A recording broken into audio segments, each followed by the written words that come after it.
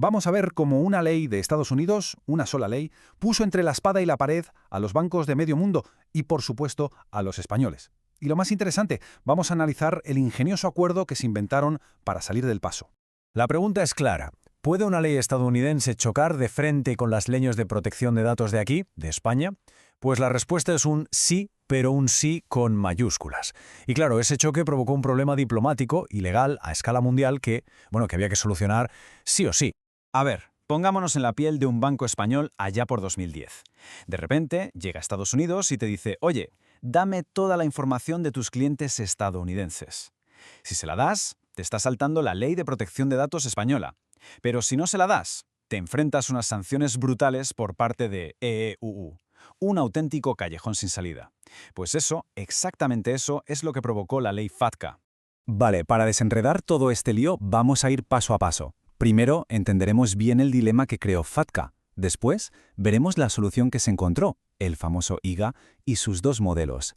Ojo, porque luego vamos a desmontar un mito muy común, el de la reciprocidad, y terminaremos viendo qué información se comparte de verdad y, lo más importante, qué implicaciones tiene todo esto a nivel estratégico. Vamos al lío. Empezamos con el problema original, el dilema de FATCA. Porque la pregunta es buena, ¿eh? ¿Cómo es posible que la ley de un solo país ponga en jaque a todo el sistema financiero mundial? Mirad, esto lo explica de maravilla. A la izquierda, el caos, los bancos pillados en medio en un fuego cruzado legal, imposible cumplir con todos. A la derecha, la solución, que es bastante elegante, por cierto. En lugar de un conflicto directo, se crea un puente. La información va del banco a la Hacienda española y es Hacienda la que habla con el IRS de Estados Unidos. Así se respeta la ley local. Y a ese puente se le llamó IGA. Perfecto, ya tenemos el puente. Pero, ¿de qué está hecho? ¿Cómo funciona exactamente este acuerdo diplomático? Vamos a verlo más de cerca. El IGA, que son las siglas de Acuerdo Intergubernamental, es básicamente un traductor, o mejor, un alapador de enchufle universal. No es que Estados Unidos imponga su ley, no. Es la pieza que permite que la ley FATCA encaje en la legislación de cada país, como España, sin que salten los plomos, por así decirlo. Y fijaos en los tiempos, porque esto fue visto y no visto. En 2010 se aprueba la ley en Estados Unidos y para 2014, ¡zas!, ya teníamos el acuerdo firmado y en vigor en España, en solo 4 años. Esto nos da una pista de la prisa que había a nivel mundial para que todo esto se pusiera en marcha. Pero, claro, no todos los países usaron el mismo tipo de adaptador. Se crearon dos modelos de IFEGA y las diferencias entre uno y otro no son pequeñas, para nada, son clave.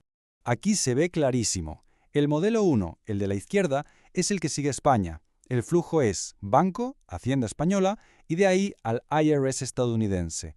En cambio, en el modelo 2, el banco se salta al intermediario y reporta directamente a EU. Parece un detalle, ¿verdad? Pues no lo es. La diferencia en cuanto a control y soberanía nacional es sencillamente abismal.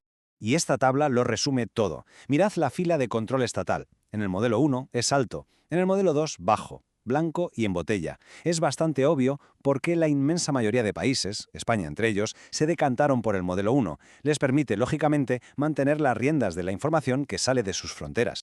Y ahora llegamos a lo que para mí es el quid de la cuestión, y donde más gente se confunde, el famoso mito de la reciprocidad. Porque sí, el acuerdo con España se llama recíproco. Pero, ¿qué quiere decir recíproco en este contexto? Os adelanto que la respuesta no es la que parece. Sí, oficialmente el acuerdo es recíproco. Y la palabra suena genial, ¿a que sí? Suena a justicia, a equilibrio. A un tú me das, yo te doy. A una autopista de información con los mismos carriles de ida que de vuelta. Pero, y aquí está la pregunta del millón. ¿De verdad es autopista simétrica? ¿Hay el mismo flujo de datos de España a US que de US a España?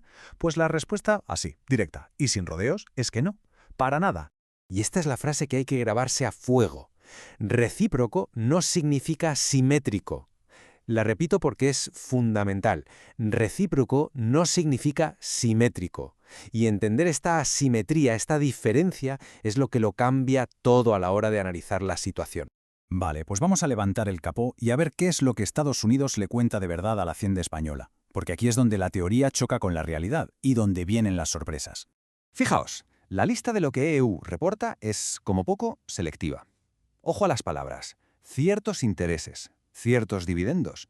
Es información muy concreta, muy limitada. Desde luego, esto no es una radiografía completa de las finanzas de nadie. Ni de lejos. Y ahora, la otra cara de la moneda. Lo que Estados Unidos no reporta. Y aquí es donde la simetría se vuelve gigantesca. No reportan el saldo total de la cuenta. No reportan los movimientos. Nada que ver con lo que sí reporta España sobre los ciudadanos estadounidenses. Volviendo a la metáfora de la autopista, es como si en dirección a EU hubiera 4 carriles bien asfaltados y de vuelta a España solo un camino de tierra. Para que nos hagamos una idea de la magnitud de la diferencia, la comparación es muy visual. El estándar global, el CRS, es como mandar una película en 4K. Se ve todo, saldos, ingresos, movimientos. En cambio, lo que manda Estados Unidos a España bajo FATCA es como mucho un par de fotos borrosas en blanco y negro. La diferencia de detalle es brutal. Bien, ahora que ya sabemos cómo funciona el flujo real de información, la pregunta es, ¿y ahora qué? ¿De qué nos sirve todo esto? Pues nos sirve para hacer una planificación fiscal y financiera mucho más inteligente. Es que el paradigma ha cambiado por completo. La planificación moderna ya no va de esconderse. Eso es del siglo pasado. Hoy va de entender las reglas del juego a la perfección, de conocer el tablero y las fichas para hacer la jugada más eficiente dentro de la legalidad.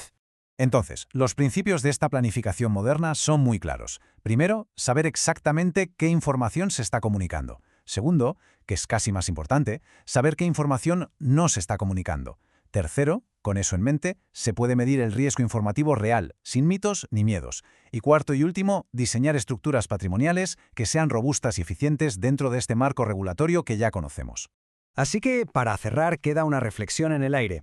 En un entorno que tiende a una mayor transparencia, ¿la estrategia es buscar los pocos rincones oscuros que quedan o, por el contrario, es aprender a navegar con la luz encendida, con un buen mapa y sabiendo interpretar las corrientes?